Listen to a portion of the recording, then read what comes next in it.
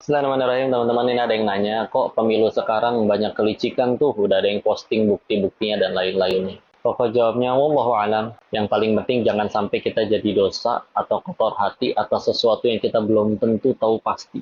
Kalau ngelihat pemimpin itu, pokok pribadi ya, kasihan sebetulnya.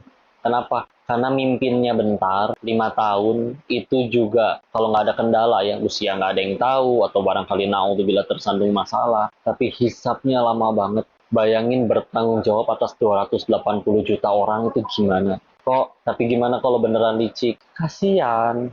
Anggaplah dengan kelicikannya itu berhasil jadi menang. Apa yang didapat kalau udah menang? Dunia doang. Dapat istana, dapat duit, dapat tender, dapat jabatan, dapat kekuasaan. Yang kadang dalam sehari 24 jam nggak cukup buat nikmatin semuanya.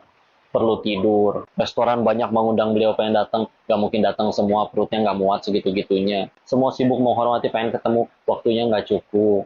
Sampai naudzubillah itu pun kadang naudzubillah kalau sampai ngorbanin waktu sholat, waktu ngaji. Sedangkan nanti ketika hisapnya lama, repot.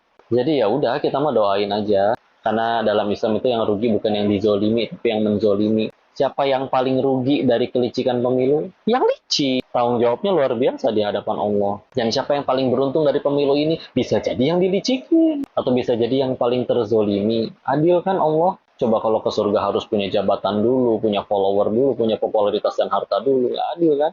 Tapi di dunia ada yang nggak punya jabatan, nggak punya popularitas, nggak punya harta, tapi bertakwa sama Allah, selesai urusan, damai, nyaman di hadapan Allah nanti. Bukankah Allah telah mengingatkan Quran Surat 49 Al-Hujurat ayat 13, Inna akramakum indallahi atqakum. Yang paling mulia di antara kalian di sisi Allah adalah yang paling bertakwa kepada Allah. Silakan, tenang aja. Bisa jadi gara-gara dizolimi tambah mulia di sisi Allah. Bisa jadi nggak jadi mimpin diselamatkan sama Allah. Yang mimpin selagi amanah juga bisa dapat keutamaan pahala luar biasa di sisi Allah. Tapi yang paling penting semuanya nurut sama Allah, tambah takwa sama Allah, baru dia yang paling beruntung. Jaga hati ya, jangan sampai kita ikut mencaci maki, memfitnah, suuzon, berusaha mencari kebenaran silakan, tapi jangan sampai jadi dosa. Semoga Allah anugerahkan kita pemimpin yang baik.